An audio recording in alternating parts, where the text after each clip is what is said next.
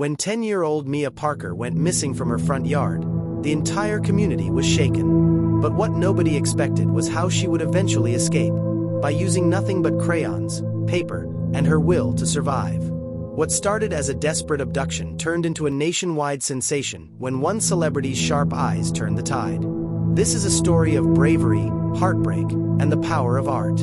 It was a quiet summer afternoon in Cedar Grove, Ohio. The sun was shining, birds chirping, and kids played freely in front yards. Among them was Mia Parker, a bright, artistic girl with a love for animals and a deep curiosity about the world. Her mother, Karen Parker, had just gone inside for a few minutes to grab snacks. When she returned, Mia was gone.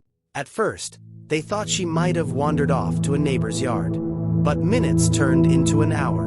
The neighborhood was combed. Calls were made. Panic set in. By nightfall, the news spread like wildfire. Amber Alert.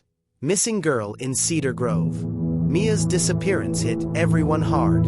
But for one celebrity, it struck a particularly personal chord. Ariana Bellamy, a famous actress and mental health advocate, had once lived in Cedar Grove before moving to LA. As soon as she heard about the case, she posted Mia's picture to her 18 million Instagram followers with the caption, "This girl could have been me. Let's bring Mia home." Her post went viral. Thousands joined the search virtually.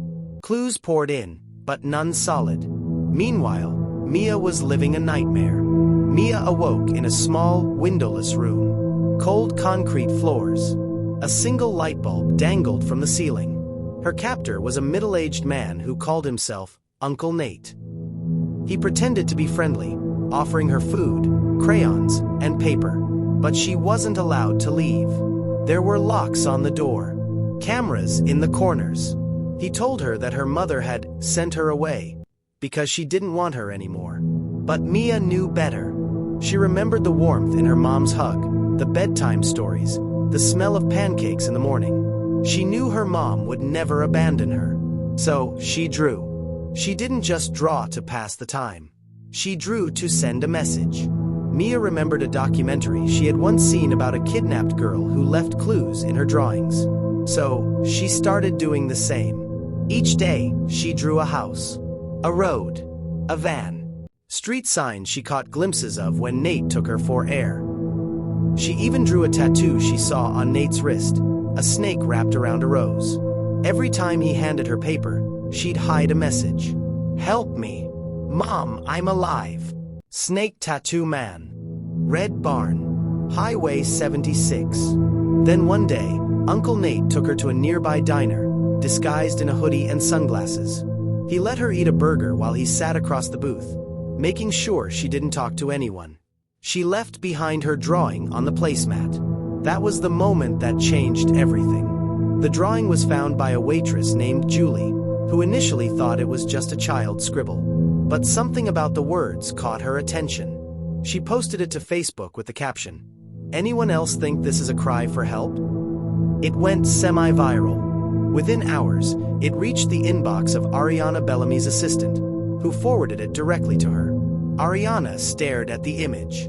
Her heart stopped. It matched Mia's drawing style from a photo she had posted earlier. The snake tattoo. She remembered reading that a suspect in another nearby kidnapping case had the same ink. She contacted the FBI, using clues from Mia's drawing. Red Barn. Highway 76. Snake tattoo. The FBI narrowed down their search to a rural area 40 miles from Cedar Grove. They raided an old farm just before dawn. Inside the barn, behind a trapdoor under loose floorboards, was Mia. Shivering. Crying. Alive. Uncle Nate was arrested trying to flee the property. He had previously changed identities after being released from prison under a new name. He was a known predator with a history of psychological manipulation. Mia's drawing had not only saved her own life, it helped uncover 2 other missing children's identities tied to similar abductions. The reunion between Mia and her mother was tearful and heart-wrenching.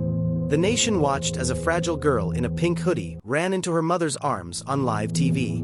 Ariana Bellamy met them both shortly after, offering to pay for Mia's therapy and setting up a fund in her name to help other victims. Mia's story inspired thousands. Her drawings were displayed in a national art exhibit called Voices Unseen. She became a symbol of hope.